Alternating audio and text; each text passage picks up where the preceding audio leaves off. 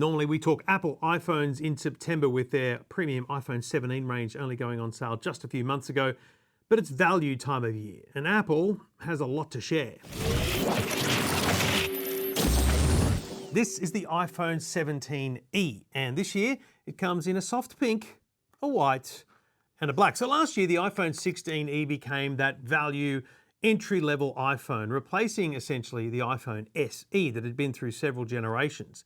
And it brought the modern or current design cues to the iPhone, as well as better processing and Apple intelligence. Last year it was only available in black and white. This year the iPhone 17e comes additionally in a soft pink. And it is in every way an iPhone, as you can see here. The boxes look pretty standard, but the phone itself is exactly what you would expect from an iPhone. Nothing unusual at all. Few observations. It is a notch at the top instead of a dynamic island, the kind of recessed within the screen island of the camera and the sensors that you see on their premium devices.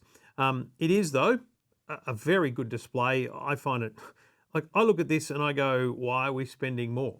And also this is a 6.1 inch display, down from 6.3 at the standard iPhone 17, and obviously they get much bigger than that. So it feels a smaller phone.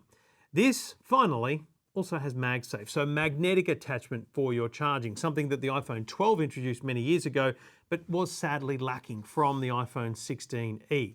Critically though, also, this now has a bump in standard storage. This has 256 gigabytes of storage as standard. Last year it was just 128, and that does introduce a little value proposition additionally in the market. If you go and look at some third-party retailers or resellers of Apple products, JB Hi-Fi or Harvey's, you might find the iPhone 16e from last year at just $799, which is a pretty compelling price point for a brand new iPhone, albeit a year old. Still features Wi-Fi 6. It doesn't have any real bump in any other features other than the processor is now the A19 with their neural accelerator, which means basically some more of their AI features are happening on device. Same 12 megapixel front camera, same 48 megapixel fusion camera, and again, just a single camera. Now this is a feature of the iPhone 16e, now the iPhone 17e, and it's also a feature of the iPhone Air. And I've got to say, as someone who used the iPhone Air for a very long period of time, because I just loved how thin and light it was, it didn't really bug me that it was a single camera. But when you try and put this in the hand of school children, teenagers, trust me, they want their 0.5. They want that ultra wide. And so that is the biggest failure. That is the biggest lacking of the iPhone 17e range, is that second camera. However, the genuine market for this product is not someone upgrading for an iPhone 16e.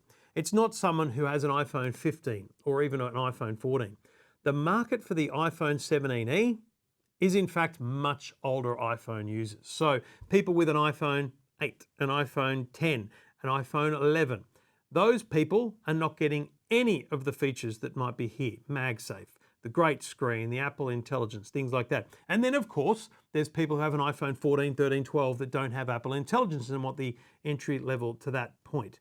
In reality, this is not a flagship phone for Apple, although for 99% of people, it's going to do everything you would normally want in your daily drive.